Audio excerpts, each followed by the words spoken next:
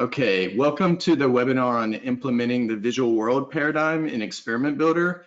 The visual world paradigm is very popular in certain areas of research, and especially psycholinguistics research. And so today we're going to be talking about how you can build a visual world paradigm in the Experiment Builder software package. So in terms of an agenda for today, we'll just begin with like a very brief introduction to Experiment Builder, and I'll also just point you to some resources where you can learn more about the basics of Experiment Builder if you're not familiar with it. Then I'll just give a very brief description of what the visual world paradigm is in case any of you aren't familiar with that. Then we'll kind of jump into the mechanics of how to implement the visual world paradigm in Experiment Builder. And when we go through that, first I'll highlight the main points of the Experiment Builder example that we're going to talk about, and I'll do that through this PowerPoint. And then we'll move on to kind of do a more thorough walkthrough of the actual Experiment Builder example that's going to be posted on the forums. And the reason I'm doing that is just so that if later you want to just have a quick reminder of how the kind of different main points of the project work, then you can just grab the PowerPoint and not worry about watching this whole webinar again. So you can use I'll post the PowerPoint from today's webinar on the forums, and you can check that out for a quick reference to how these critical parts work. So as we go through the kind of main points of the example, I want to talk about how you can do an auto drift check between trials. So a lot of times visual world paradigms used in kind of developmental psychology areas, and in those they just want often researchers just want the trials to start automatically. So I'll talk about that a little bit. Then we'll talk about how you can change and balance the positions of the different stimuli across trials. And then we'll talk about how you can mark critical audio events in the eye tracking data file, and that's to help you down the road in data analysis. And there's going to be a separate webinar on data analysis that I'll do later, and we'll bring back those messages for that discussion so that you can basically set what's called an interest period in Data Viewer, just to give a little foreshadowing. Then we'll talk about how you can log behavioral responses. And by that, I mean, in this example, the participant's going to click on one of 4 images on each trial, and it's going to log like the reaction time, the accuracy, and which image was clicked. Okay, so before we get into this, I mentioned I was going to talk about the basics of Experiment Builder. So this is actually the example that we're going to talk about today, but I just wanted to give a brief introduction. So if you want a more detailed introduction to Experiment Builder, you can go to our support forums, sr-support.com, and we have a lot of learning resources here. And you can go to getting started with that link, and then go to getting started with experimental programming, and then go getting started with Experiment Builder. And this will tell you how to install it, how to set up the license for it, and then there are links here to like a video tutorial series and to other webinars, that kind of stuff. So you can go here and get a lot more information about the kind of basics of Experiment Builder. But just to give you a very brief overview in case some of you might not have used the Experiment Builder before, it's a graphical user interface based software package that allows you to create experiments for the behavioral and social sciences like psychology and linguistics, that kind of stuff, neuroscience. And it's pretty like user friendly in that when you build your experiment, you're kind of creating a flow chart of how the experiment should proceed. But it's really like flexible, especially with the eye tracker, because you can like grab eye data online pretty easily and do a lot of like the eye tracker integration pretty automatically. But the basics of how it works is you have these nodes that are kind of shown along the top, and you drag and drop those into the graph editor here. And the nodes are divided into 3 categories here: action, trigger, and other. and actions will do something, triggers will kind of wait for something to happen, and then these are usually used to like log behavioral data. So we'll talk about this variable node as we go through things. But basically you add these nodes to the graph editor and you connect them to one another. And then when you run the experiment, the project will go through the nodes in the order that they're connected. And we're going to be talking about sequences a little bit today too. So sequences are used in almost every experiment builder project, and they're basically a way to set up a looping structure. So that's this node here allows you to create a sequence. And we're going to talk about the trial sequence in more detail, which is basically our looping structure that will allow us to do all the trials of the experiment, and it has a data source associated with it, like most experiment builder projects do. And in this data source, each row will specify the information that is to be used on a given trial. So basically each row is a separate trial in the data source, and the columns are like the information that will change from one trial to another. Okay, let me just expand some of this stuff here just so we can see the names of these columns a little bit better as we go through it. But we're going to be talking about these different columns in more detail as we go through things. And again, if you want a more detailed kind of introduction to it, check out that video tutorial series and some of the other resources.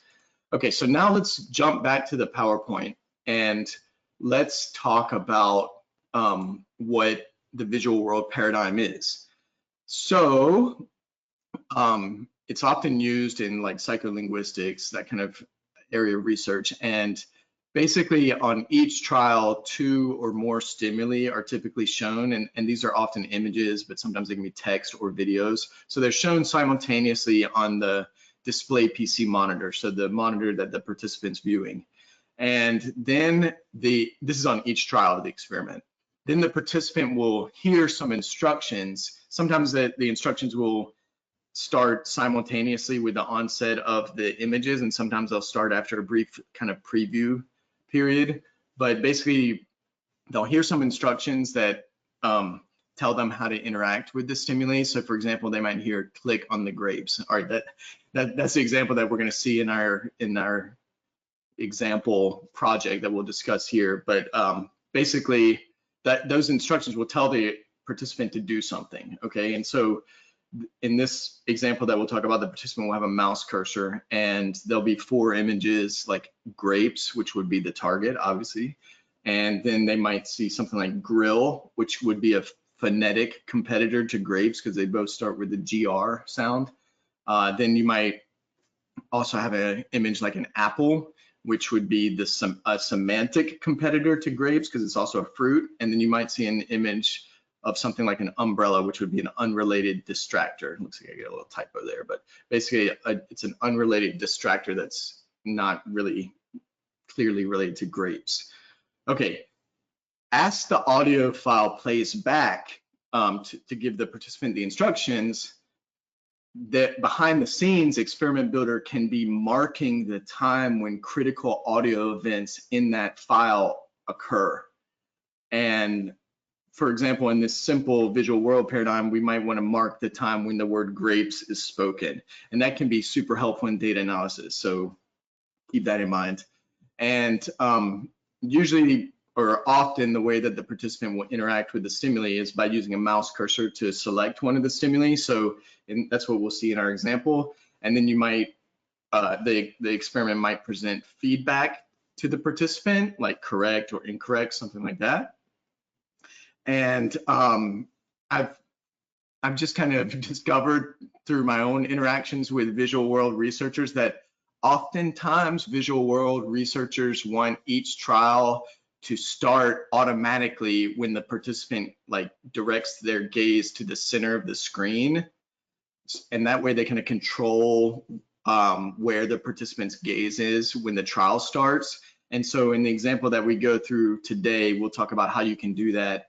And the example that we'll see basically is set up so that if the participant doesn't look at the cross in some certain amount of time, then the trial will abort and the trial's row of the data source will be put back into the mix so that it's not just totally discarded, but it will be repeated at some point.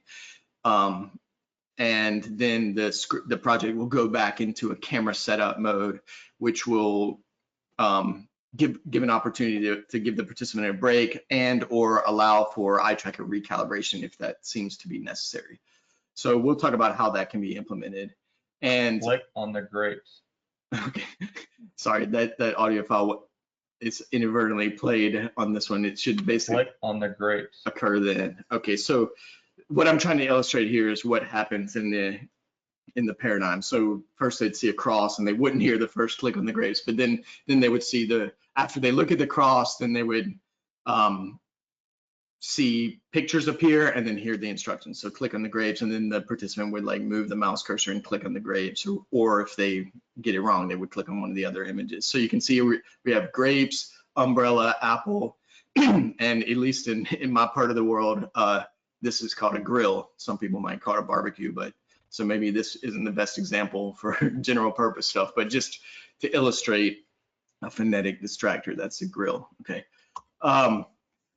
So as I mentioned, it's often used in psycholinguistics and developmental psychology labs. And the idea is that we're studying the time course of spoken language comprehension. And after you collect some data, you can look at the time course of what are called in the visual world field, like looks to, and you can look at the time course of looks to the target compared to looks to the competitor or the distractor. And basically by looks, we just mean, is the gaze directed to the target or to the competitor or to one of the competitors or to an unrelated distractor? And this is really why we need the marking of the critical audio time, is so that like across trials, we can kind of lock our time course analysis to the point where the critical audio word is spoken in the utterance. So we'll talk about that in another webinar on data analysis for visual world. Okay, but the ultimate goal often is to, well, not just create a graph like this, also like crunch the numbers and look for statistical significance. But oftentimes a graph like this might be created in data analysis. And this is totally made up data. I just kind of created these numbers based on just what you might imagine to happen. So please don't try to use this as any kind of real data. But anyways, basically in this graph, we had time on the x-axis and percent looks on the y-axis. And we would have critical word onset, what might, like across trials, we're kind of locking our data to this time of critical word onset. And we might have like a baseline period before that critical word onset, and then look at different periods of time after the critical word onset. And before the critical word onset, the participant obviously doesn't know where to look, so we should see about 25% on each of the 4 images. And then after critical word onset, eventually they'll figure out that they need to look at the target, and so that should kind of move up towards 100 or close to 100. And but they might get a brief bump up in looks to the phonetic competitor as they hear gruh, and then you might even see like some brief uptick in looks to the semantic competitor for the apple, and then like looks to the distractor should kind of just drop off following the critical word onset. So this is just some example data to show you what you might be getting at in data analysis. Okay, so we already kind of talked about the basics of a visual world paradigm, and I described that actually as the example is set up. But just to give a few more details about it, basically in this example, though, there will be 5 blocks of trials. There'll be 1 block of 2 practice trials, and then there'll be 4 blocks of 4 experimental trials each. And there will be a break screen presented in between blocks. So it will say something like take a break and press a key or something to go on. I can't remember exactly. In this example, like the example shows how to create 2 counterbalanced versions of the experiment, or some people call these lists or versions. But basically, like oftentimes, let's say a given trial for one participant might present the target in the top left corner. Oftentimes researchers would want to want to have a counterbalance design so that that same trial isn't always presented with the target in the upper left corner. And so they can create different versions where maybe in version 1, that one set of participants would get the target would appear in the upper left for that trial, upper right for another trial, bottom left for another, and bottom right for another. But then it would be counterbalanced across the version so that another participant might get that first trial that had the target in the upper left for the first set of participants. That second set of participants might get that trial presented so that the target is in the upper right corner. So basically the idea is you balance the position of the different stimulus types across participants so that you're not kind of introducing this confound or something in terms of like trial ID and target position. Okay, so this example shows how to do that. Each trial in this example, as I mentioned, is going to begin with the display of a cross. If the participant looks at that cross for 500 consecutive milliseconds, so if their gaze goes on to the cross for 500 consecutive milliseconds, then the images will appear and the trial will begin, basically. The real trial will begin. If the participant doesn't look at that cross within 10 seconds, then the trial will abort. It will be marked to be recycled so that it's not totally discarded. And then before the next trial, the experiment will go back into camera setup mode so that we can take a break or allow for recalibration. And as mentioned, each trial has 4 images: a target, phonetic competitor, semantic competitor, and unrelated distractor. And then 500 milliseconds after the onset of the images, the audio for the trial will begin. So there's kind of like a 500 millisecond preview period. Then the participant should click on one of those 4 images, and behind the scenes, Experiment Builder will be marking the time when the critical word is spoken in the audio file to help us with data analysis. And then after the click, the participant will get a little feedback, correct or incorrect, something like that. And that'll be presented for 1 second. And behind the scenes, again, Experiment Builder will be logging some information. In this case, it'll be logging the accuracy, reaction time, and the image that was chosen. So that'll be logged both to the eye tracking data file and to like a tab delimited text results file, okay? So now let's get into the kind of tricks. So we're gonna talk about this in more detail in a hands-on manner in a second, but in case you wanna check out this PowerPoint later as a quick reminder. So as mentioned, this example is going to use an automatic drift check. And the way that we're gonna do that is at the beginning of the trial, we're gonna display a cross. And then one of 2 things can happen. They can either look at the cross, so we'll take a look at this, or 10 seconds can elapse. And if they look at the cross, then we'll go on and begin the trial. If they don't look at the cross, then we're gonna have a little variable here called should we recalibrate? And that variable will be set to 1, okay? And then we're gonna hit a little recycle data line, which will make it so that our trial will be recycled and not discarded. And then the trial will just end because there are no more nodes connected here. Okay, then as we loop around in our trial sequence and begin the next trial, so before we start the next trial, we'll have a little conditional trigger that will check the value of that should we recalibrate variable. And if that variable has been set to 1, then we're gonna go over here and do another, basically have a little opportunity to take a break and then opportunity to do an eye tracker recalibration. And then we'll start the next trial. At the beginning, I didn't really mention this, but at the beginning of each trial, the should we recalibrate variable will be set to 0, like at some point after this. And so if that variable is still set to 0, meaning that the previous trial didn't get kind of aborted because the participant didn't look at the target, if that's still set to 0, then we're just going to skip all this stuff and go straight down to start the next trial. And these conditional triggers are like if-then logical comparisons. And the way they work is like when you select the trigger, you'll see its properties over here, and it does a little comparison of this, and you set up the type of comparison here to that. And if this comparison evaluates to true, you follow this little check mark path and go down here. If it evaluates to false, you follow the X mark path and do whatever is connected to the left side. Okay, so that's how we do the automatic drift check. Then All right, I want to mention this because I've just seen a lot of researchers kind of make this might seem like an intuitive way to set it up to somebody who hasn't done an eye tracking study before, but I see a lot of people who have set things up so that basically there's like a top left interest area. Sorry, let me back up for a second. When you do data analysis for an eye tracking study, you create what are called interest areas around different parts of the screen. And in this example, we're going to have interest areas, 4 interest areas per trial, 1 around the target, 1 around the phonetic competitor, 1 around semantic competitor, and 1 around the unrelated distractor, okay?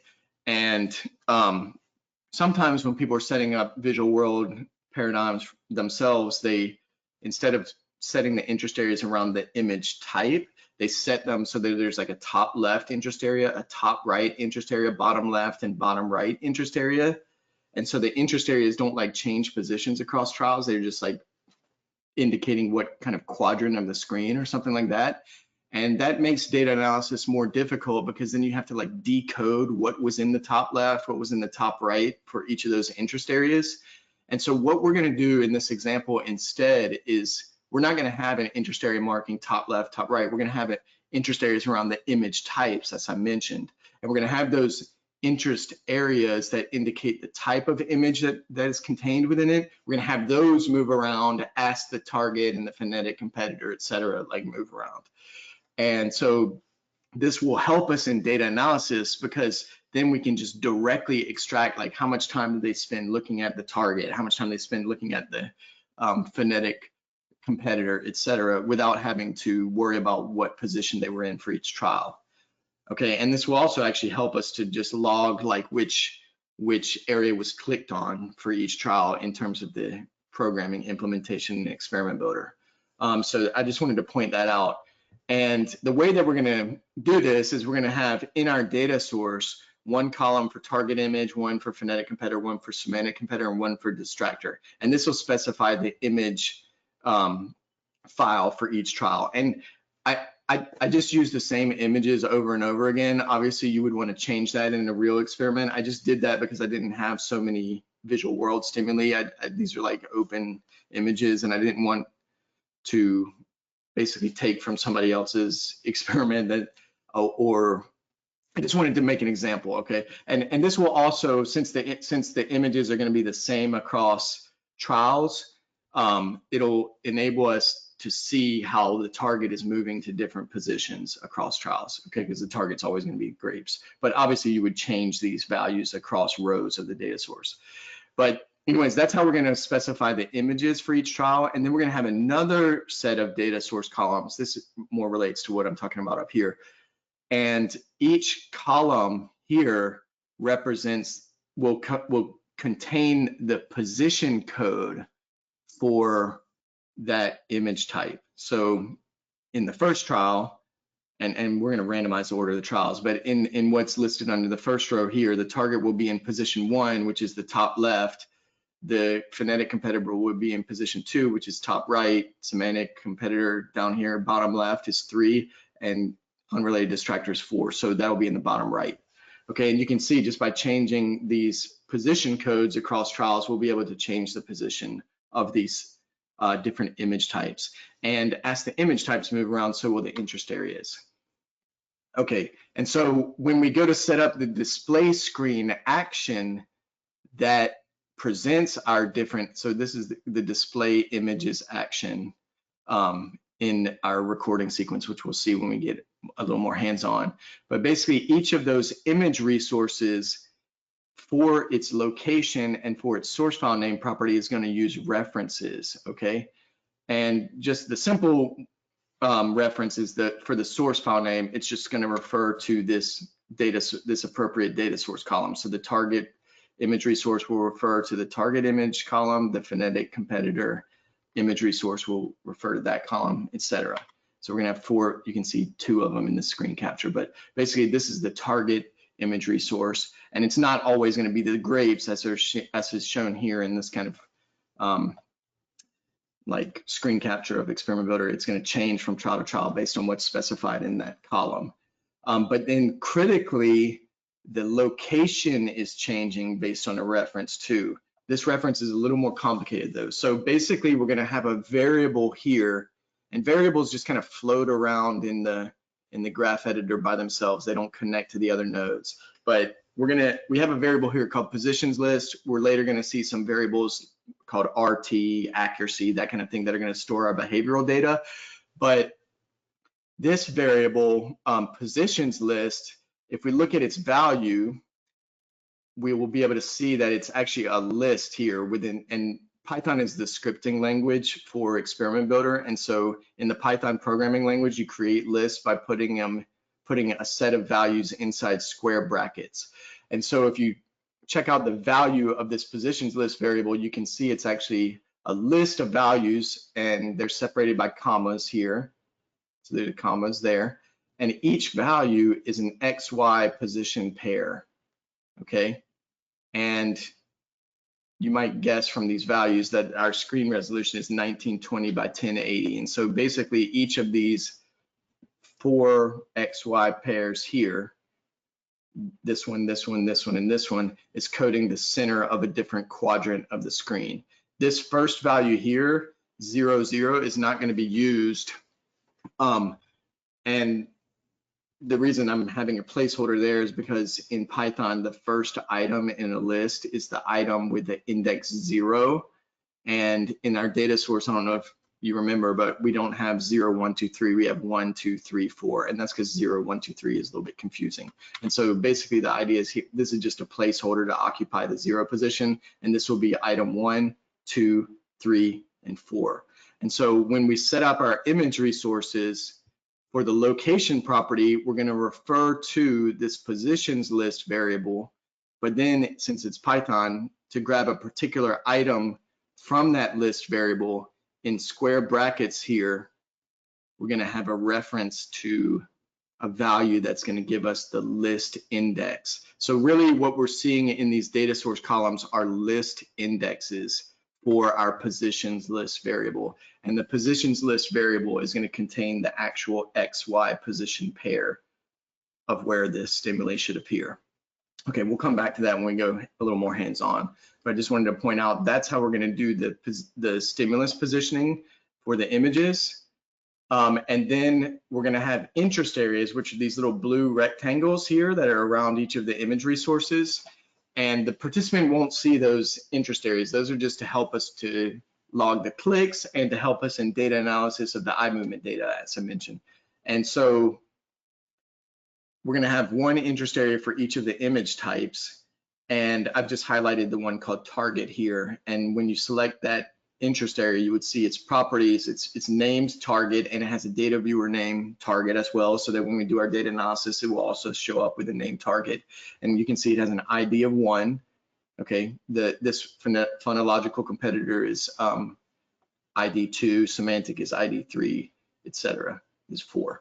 Okay, and we're going to make these interest areas move around as the images move around by using references to the actual image resource from the interest areas location, width, and height properties. So if we change the size of our image resources, then the interest area will automatically change size because of this width and height property. They're references to the size of the image resource. And then as the image resource changes position across trials, the location of the interest area will change positions in the exact same way because it's locked to the image resources location property via a reference.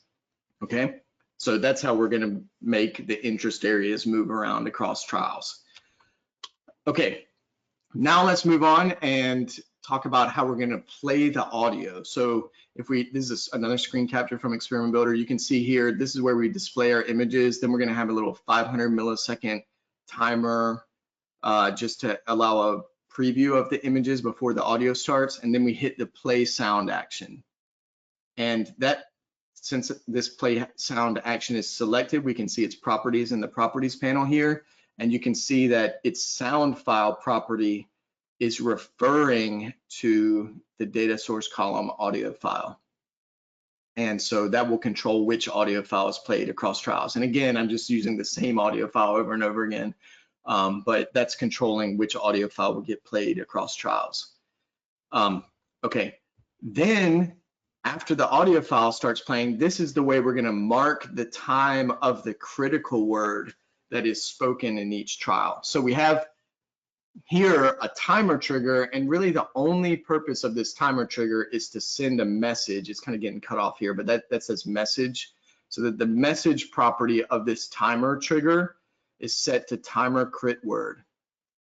And that means whenever this trigger fires, it's going to send a marker to the EDF file, the eye tracking data file, iLink data file, that's going to literally have the text timer crit word. And that will enable us in data analysis to lock to the time when the critical word is spoken for all the trials across all participants that are in the data reviewing session. And so that's the way we're going to kind of align all our trials to the time of the critical word onset is via the use of this message that's marking that time of the critical word onset.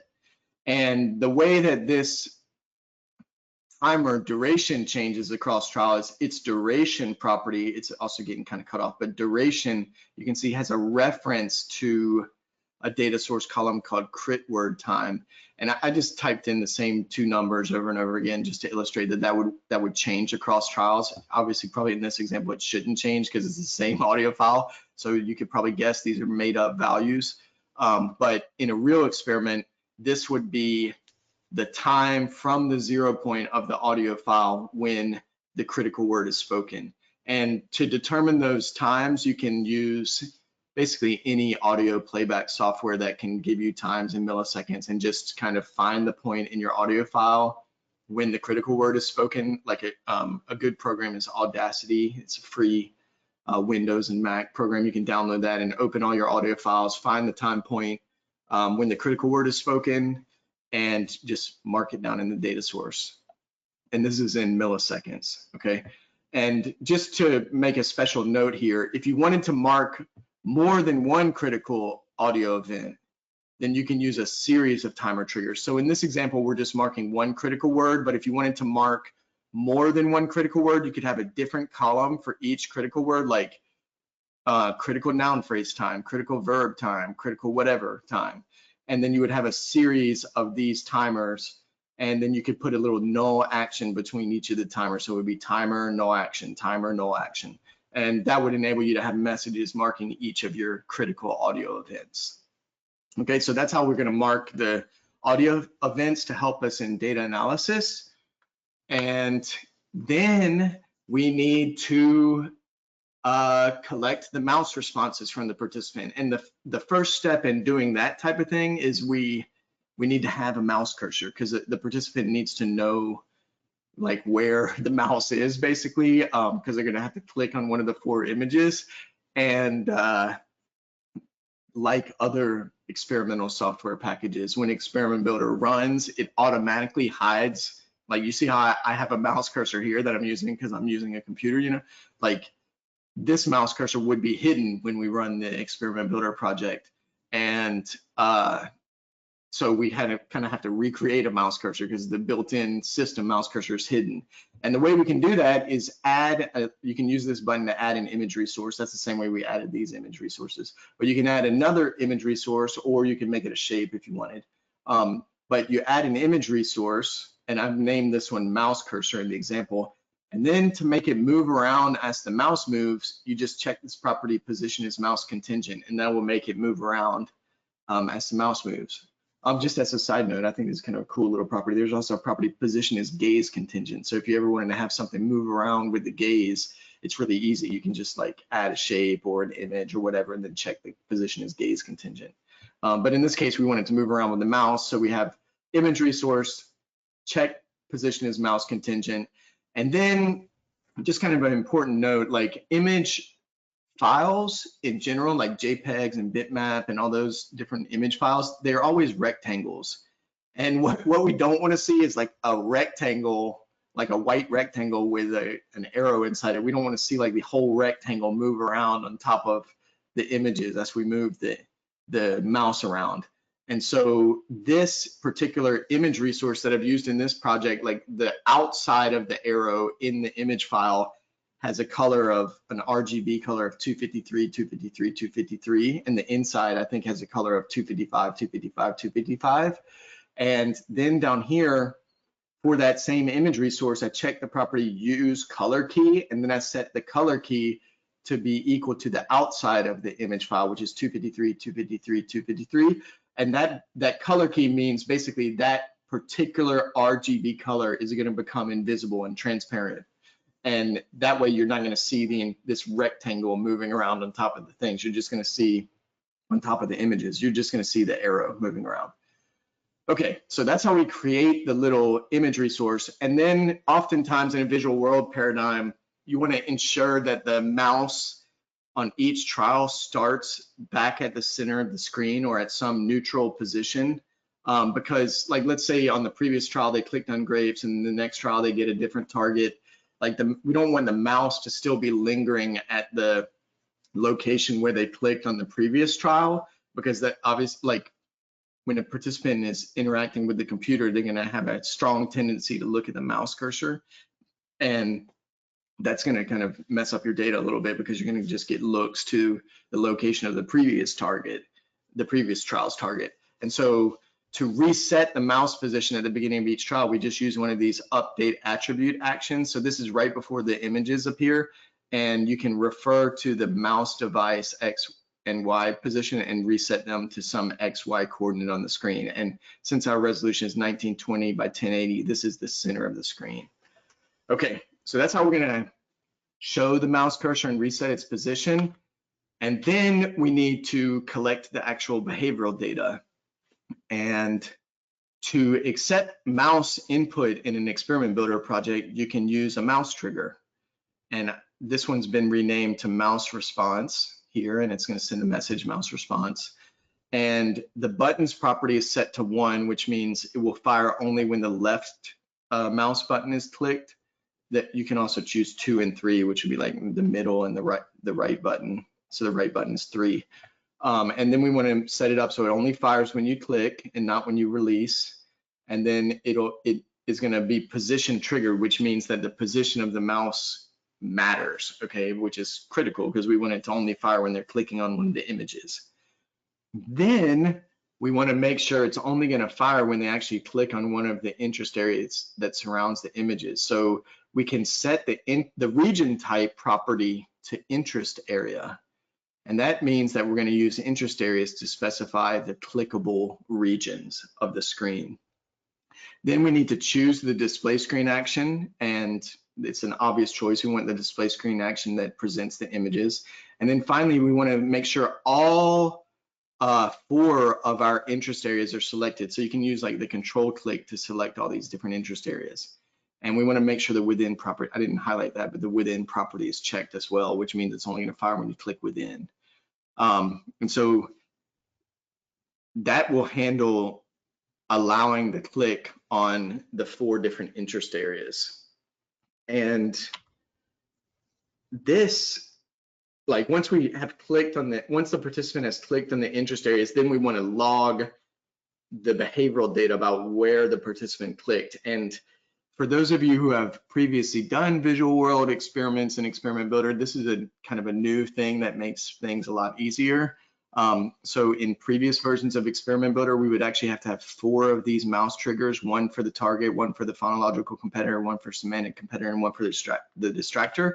But in the new version of Experiment Builder, which I'm very excited about, we now don't need to do that. We can just have 1 mouse trigger here, and it's set to fire on all 4 of the interest areas. And now, because the actual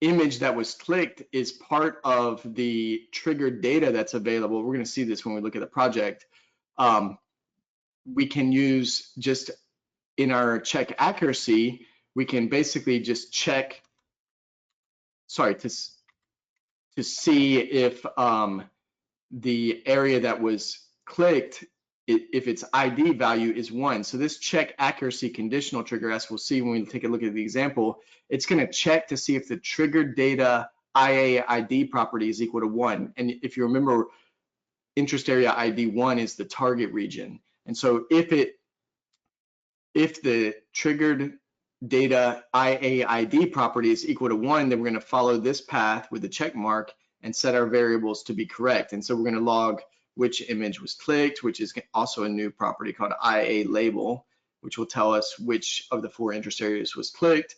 And then we're going to set accuracy to 1, and we're going to log the reaction time. If the IA ID that was clicked is not 1, then we're going to go over here and basically set things almost identically, except the accuracy of this set bars incorrect will be set to 0. Okay, so just to kind of back up for a second, we have 3 variables here that are going to log our behavioral data: RT for reaction time, image clicked, which is going to be target, phonological competitor, semantic competitor, and distractor. And we have accuracy, which is going to be 1 for correct and 0 for incorrect. And those are going to be logged by our update attribute actions following the check accuracy node. Okay, so those are the highlights of like the critical parts of the experiment builder project. The rest of it is basically covered in the experiment builder video tutorial series. So if you just want to like see how things are different, you can check out this PowerPoint later. But now let's do a little more detailed hands-on investigation of how the experiment builder project works. So I've got it open here. It's called Simple Visual World, and it's going to be posted along with the webinar. And this is the very topmost level. So this is the very beginning of the experiment. You can see we have a results file that's added that comes from this other section, and that's going to create a tab delimited text file for each participant. And for that results file, you can select what columns are going to be included, and by default, it's going to include all the columns. And the available columns, by the way, are going to include all the columns of the data source and any variable nodes. So like there's a variable, and then we have our behavioral data variables here. So those will also be columns in the results file. Okay, and then at the end of each trial, we're going to add a row to the results file. So basically the results file will be formatted so that each row in the output file is a different trial. Okay, that way we have just a simple text file that gives us the behavioral data for each trial of the experiment, and we don't even have to, if all we want to really look at is reaction time and accuracy and stuff, we don't have to worry about going through data viewer or dealing with the eye tracking data files at all. Okay, so at the beginning of the experiment, we're going to display some instructions, and right now it just says insert instructions. This is a multi-line text resource, and to edit it, you can double click on that and you can change this text to whatever you want.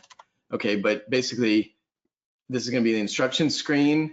Then we wait for either a keyboard or mouse. So any display screen action can connect to multiple triggers, and in this case we connect to a keyboard or mouse. So whichever one of those happens first, we'll follow that path.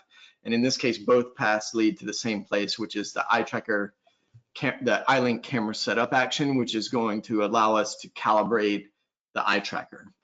Okay, set up the participant and calibrate the eye tracker. Once we're done with that, then you would press O on the host PC or display PC to start the real experiment. And in this experiment, we have an outer block sequence, and this is going to iterate through 5 times, and you can see it has an iteration count of 5. And this sequence does not have a data source associated with it, so it's just used to loop 5 times for our different blocks, because remember we have 5 blocks, 1 practice block and 4 experimental blocks. And on each block, the first thing that we're going to do, a double click on that to go inside of it, is use a conditional trigger, so this trigger here, and we're going to check to see if the current iteration of the block sequence. So if we click on this button with the 3 dots, we can see it's referring to the block sequence's iteration. And just in case you have never done this before, to make a reference, we can select whatever node we're trying to refer to. And in this case, we're trying to refer to the block's iteration. We can double click on the iteration property and it makes the reference up there. And then we say, okay. And we'll say if that equals 1, if it's the first block of the experiment, we're just going to go ahead and start the trials. But if it's anything after 1, we're going to have a take a break screen. I just double click on that to go inside that. And notice we can click on these different tabs as they're open to quickly go to that part of the experiment. Okay, so we're going to see the take a break screen and wait for a keyboard press. And then when the key is pressed, we're going to start the trials of that experiment. And this trial sequence is going to loop through and do all the trials of the block, okay? It's actually, this same trial sequence is actually going to do all the trials of all blocks of the experiment. And we can access the data source of this sequence either by clicking this data source property, or there's actually now a kind of quick shortcut to get to it by clicking this drop down menu, and that'll also take us, it'll list any data sources in the project. Typically you only want to have one data source in an experiment builder project, and so we'll just click on that, and we'll see that this one data source is going to handle all the trials of the experiment, and that includes our practice trials and our experimental trials. So we're not having a separate data source for practice trials, we're putting it all in one data source. And just to go quickly through the columns, we have an identifier. So this is like a unique identifier for our different trials. And let me just, before I get into it, let me mention this set of rows here is one counterbalance. So you can see these all have a value of 1. And this second set of rows here at the bottom is another counterbalance, okay? So each participant is only going to get one set of these rows. I mentioned that kind of at the beginning of the experiment, but I just want to show you that this data source it actually contains all of our counterbalances. And you can have more than 2. In this example, we just have 2 right now, but you could have as many as you want. But anyways, basically each participant is going to get a set of 18 rows. Okay, 2 practice and then 16 non-practice. And we have just a unique identifier here. We have a condition, and this is just kind of made up values here, but imagine you're manipulating some independent variable, then this would be like a condition code maybe. And you can have as many of these columns as you wanted, just to code like the different conditions of your experiment. Then I have another column here called practice status to code whether it's a practice or experimental trial, and that's used in our randomization constraints, which we'll see in a second.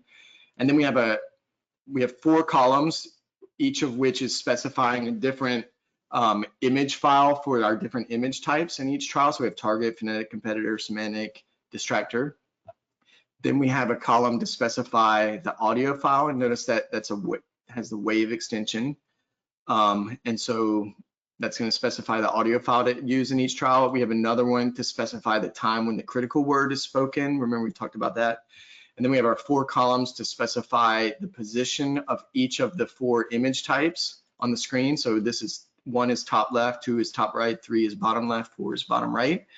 Then we have another column that codes the block, and this is also used in our randomization constraints. And basically the practice block is 0, and then we have 4 blocks of 4 trials each, coded with 1, 2, 3, and 4. And then finally we have a counterbalance here. Okay, if we go to the randomization settings, we can see that we are randomizing the order of our rows of our data source so that we're presenting the trials in a random order, but we're applying some constraints here using the blocking levels. And our first constraint is we're constraining it so that, let me just scroll over, this practice status column is used as our first blocking level.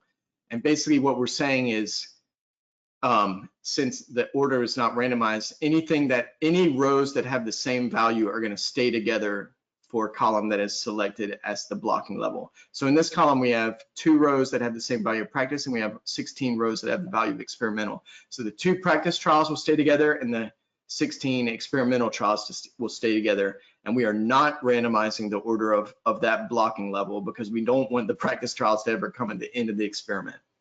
Okay, so we're forcing the practice trials to come first by not having randomized checked here. Then remember we have 4 experimental blocks as coded here.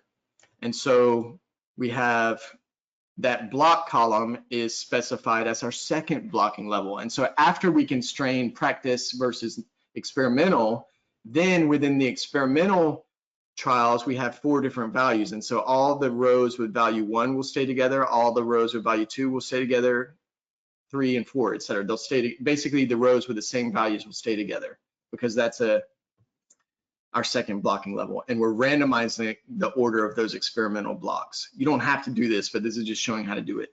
And then this enable trial randomization is saying within a given block, let's randomize the trial order. So this is how we randomize within blocks. And then finally, remember we talked about the counterbalance column.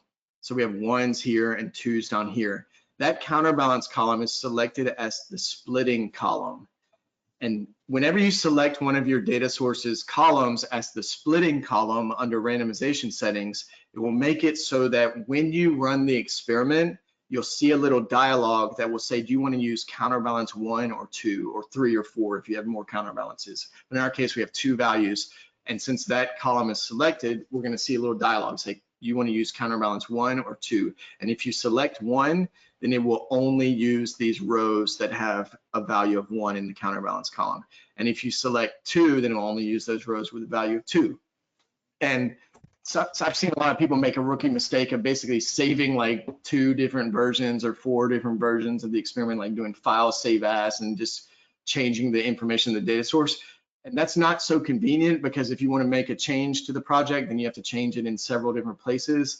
And also when you collect data, you would have 4 different, or however many counterbalances you'd have all these different folders that you'd have to deal with, and it's just a little more confusing. So if you're trying to make different versions or counterbalances, this is definitely the way to go. Okay, now, so that's our information that we're going to use from trial to trial. And this is the trial sequence.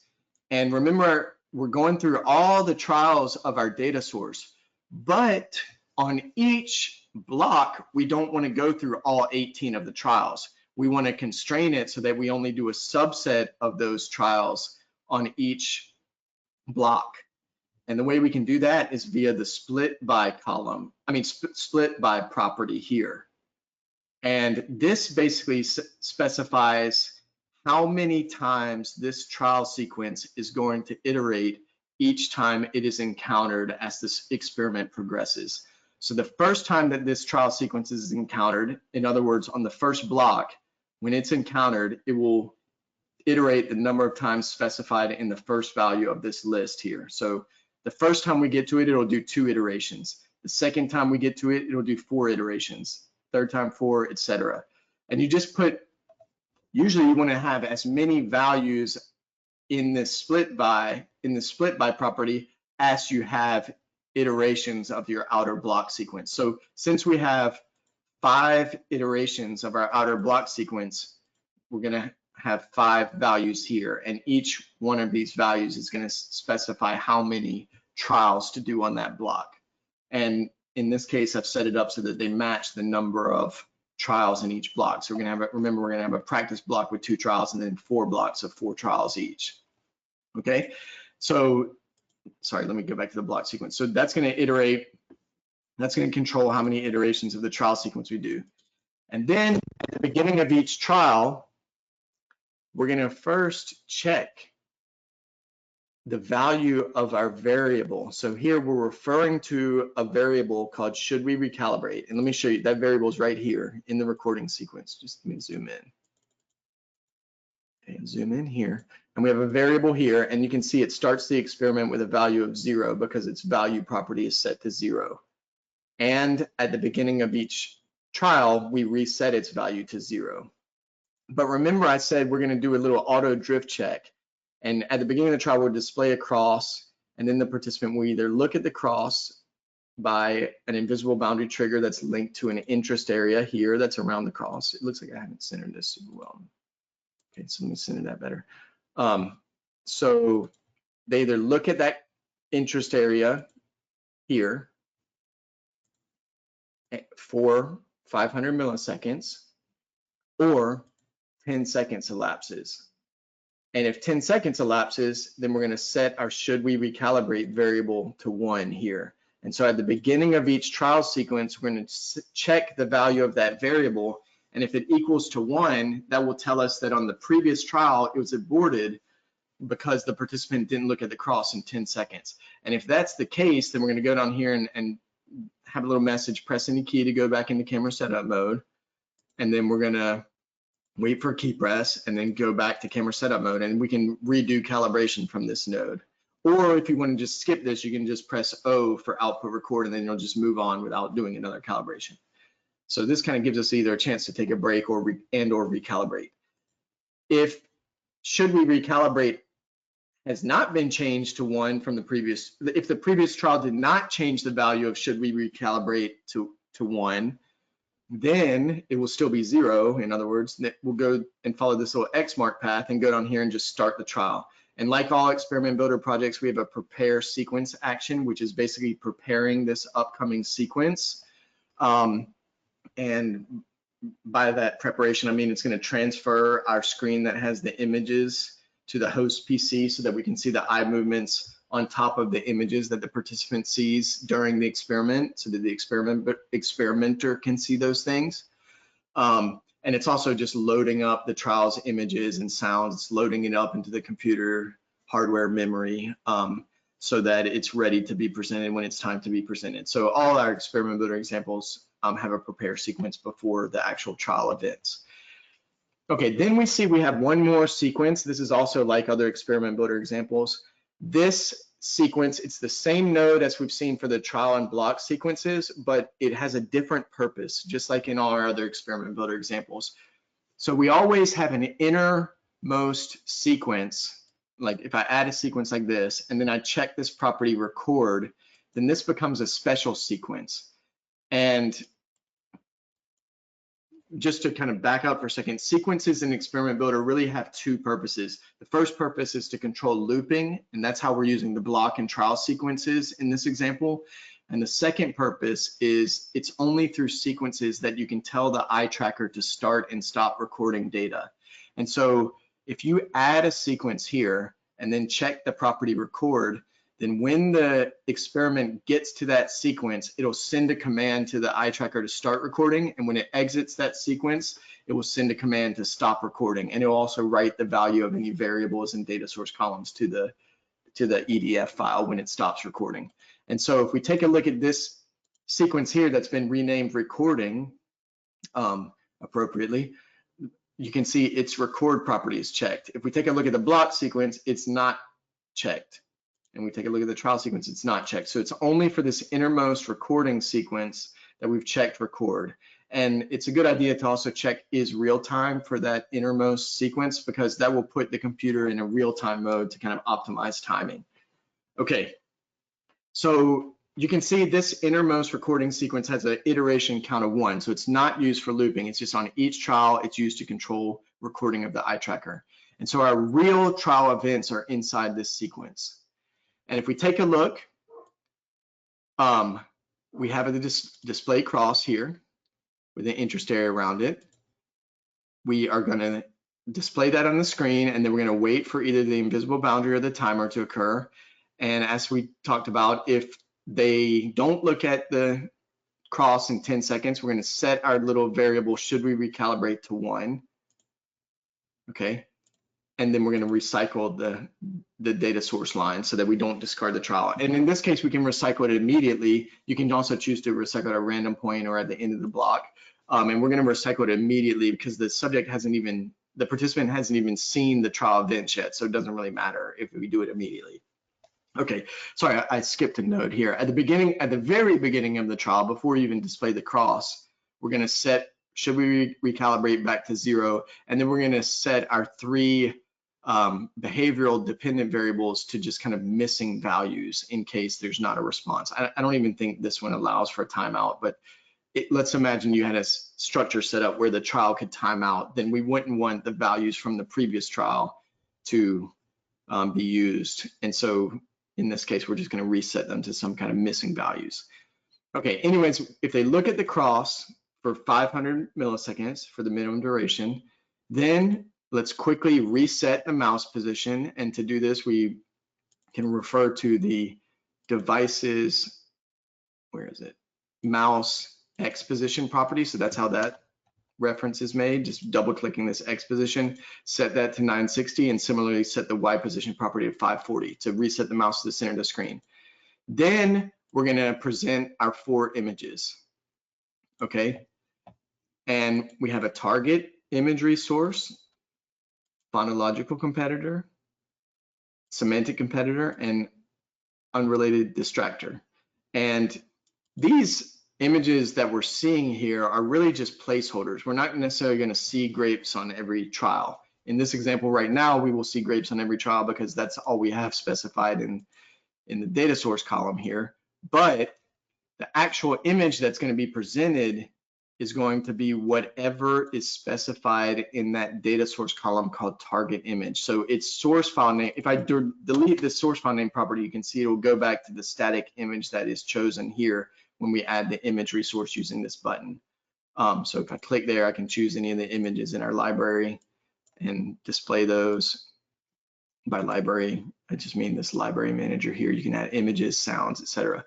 But basically, if we select that image resource and then change the default source file name property to be a reference to the data source column target image, then whatever is specified here is going to be the image that's actually presented. Okay, and we do a similar thing for each of these other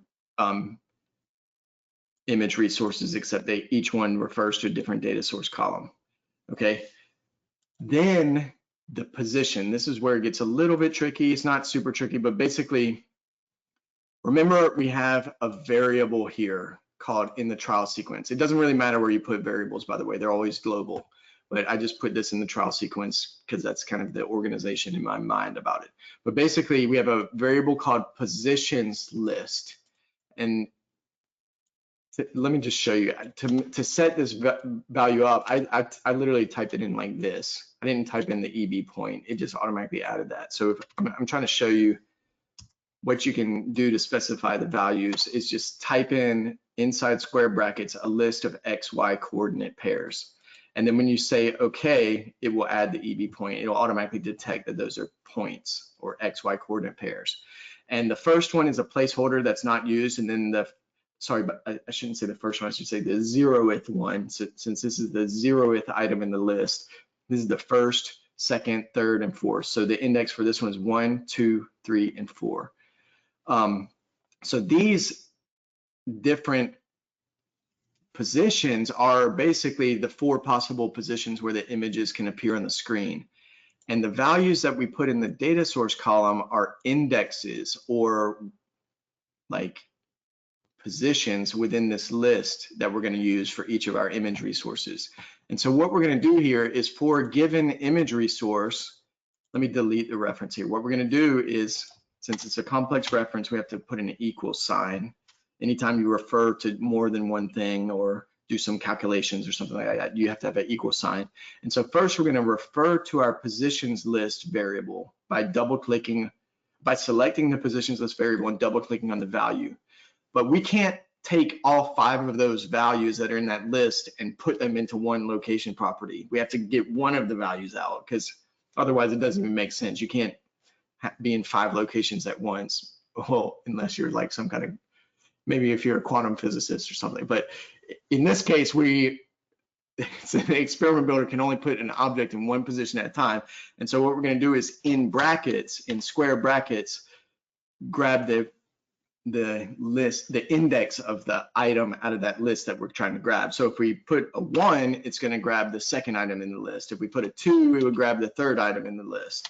If we put a 0, it would grab the first item in the list, okay? But we don't even want to put a static number. We want to put a reference to our data source column target location. And that way, that value or that index changes across trials, which will ultimately make this change to one of these different positions across trials. And each of those images is set up in a similar way, except so you can see it's referring to the positions list, but inside the brackets, the difference is it's grabbing a different data source column. So this one is grabbing the data source phonological competitor location, that column, which will have a different value. Okay, and so that way, rather than putting XY coordinate pairs here, which might be kind of confusing and hard to manage, and if we wanted to change the image position slightly, we would have to go and change all these values. So rather than do that, we can just put basically a list index value. And that way, if we want to change the position of our 4 images across all the trials in the experiment, we can just change this one positions list variable value. Okay, and that's the reason why it's set up like that, in case you're curious. So in that image resources, oops, sorry. Let me get back to the image. For that image resource, for each of the image resources, their location changed based on that kind of reference.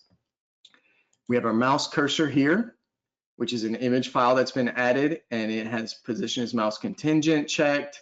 Remember, you can see if you hover over a property, you can see the value, and you can see it's 253, 253, 253. The last value is an alpha value, which is meaning it's not transparent or whatever. But basically, or sorry, in this case, it will become transparent because that's the color that's selected for the color key. But basically, the outside of the mouse cursor will not be seen and the inside will be. And then for each of the interest areas, look, I'll just select different ones so you can see. Notice I didn't even draw them the same size because the size that they're drawn on the screen doesn't really matter because their width and height properties reference the actual image resources width and height properties. And each of these image resources has the same width and height property.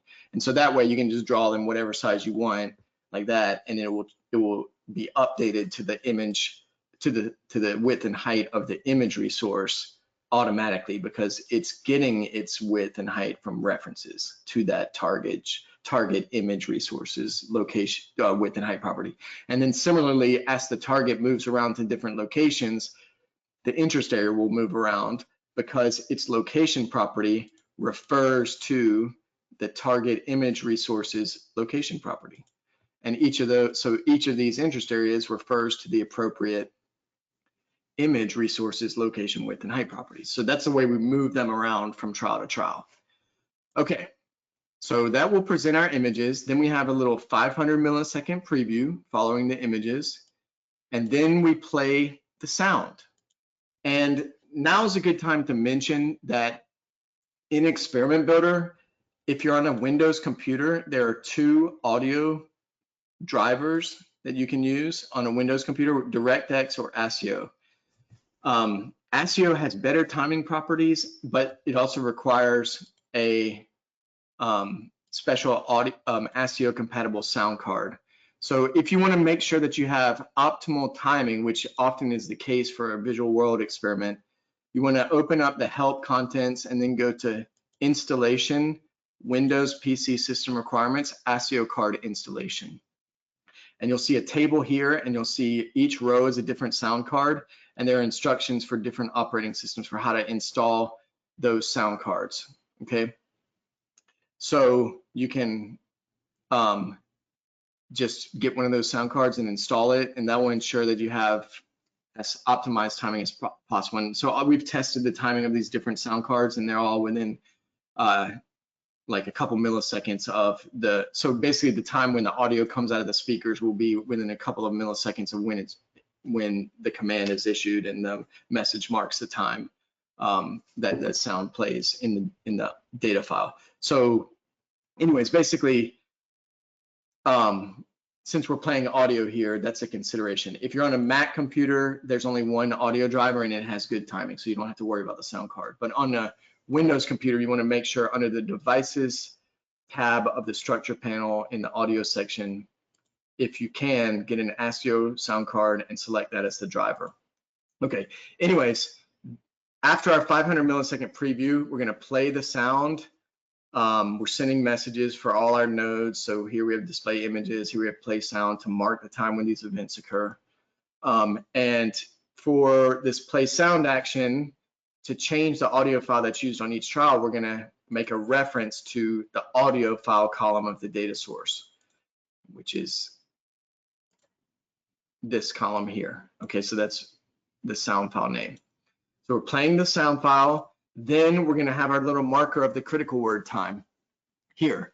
And for this one, the start time of this timer, just to make it really just dead on synced to the time when the audio actually starts playing, it's referring to the play start time property of that play sound action. So if we click on this button, we can see it's referring to the play sound actions If I delete that, we can double click on the play start time property, and that's the time when we want this trigger to start. And then the actual duration of the trigger is coming from our data source column, critical word time.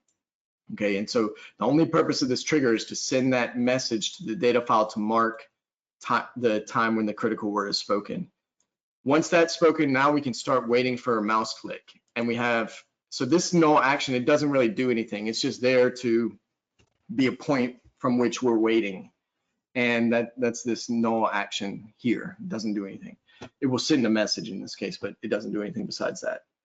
Then we're waiting for this mouse trigger to fire. And remember, we've selected interest area as the image type. We've pointed it to our display images action. Only two display screen actions have interest areas, so those are the ones listed there. And then we've selected you can use control click to just select all of the interest areas to make sure it'll fire when any of them are clicked.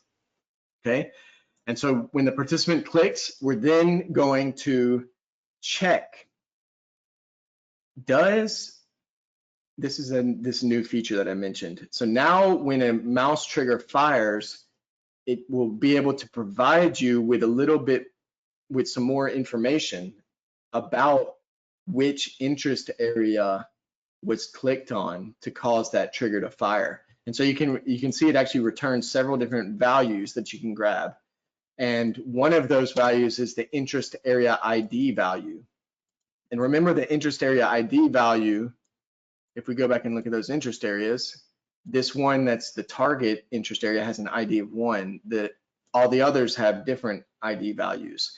And so basically what we're doing here is checking, is the interest area that was clicked on that made this mouse trigger fire, does that have an interest area ID of 1? In other words, did they click on the target interest area? And if so, we're going to go over here to the right, and we're going to set our accuracy value to 1 in the second row of the update attribute action. In the first row, we're going to refer to another property that's returned by the mouse trigger. Now, there's a new property called IA label. So in this case, it'll basically set our image clicked variable. In other words, this variable up here, up here. So we looked at accuracy before. It's going to set this image clicked variable to be equal to whatever label we have given to this interest area, which in this case is, if they click on the target, then that variable will be set to target. And so that will allow us to have a record of which interest area was clicked. So not just accurate versus inaccurate.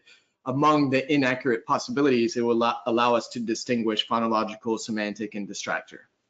Okay, and so that's what we're using this image clicked variable for, is to store which one was actually clicked on. In this case, it will always be target because they're correct, right? But on the other side, when we set the variables for incorrect, that will help us to distinguish. And then finally, we're setting the reaction time, which is going to be equal to the mouse trigger's triggered data time property minus the time when the image is onset. So this is basically going to store the amount of time that elapsed from the onset of the images until the time when when one of the images was clicked. And we're converting it to an integer just to put it into, like, not fractions of it's not going to include fractions of a millisecond. It's just going to be milliseconds. Okay, and because the unit is millisecond. And so we're just saying the reaction time is how many milliseconds it's been since the onset of the images until the click happened. And so that's if they were correct. If they're incorrect, we're going to do exactly the same thing for the first and third row, but for the second row, we're going to set accuracy to 0. Okay, and the first row will allow us to distinguish which incorrect item they clicked on, and the last row will just give us a reaction time. And then we're going to present feedback. Either we're going to say incorrect if they clicked incorrectly, or we're going to say correct if they clicked correctly. Leave that up for 1 second. Blank the screen out so that the feedback doesn't linger longer than 1 second as we kind of get ready for the next trial. And then finally, add all of our trials data to our results file, which is at this topmost level of the experiment.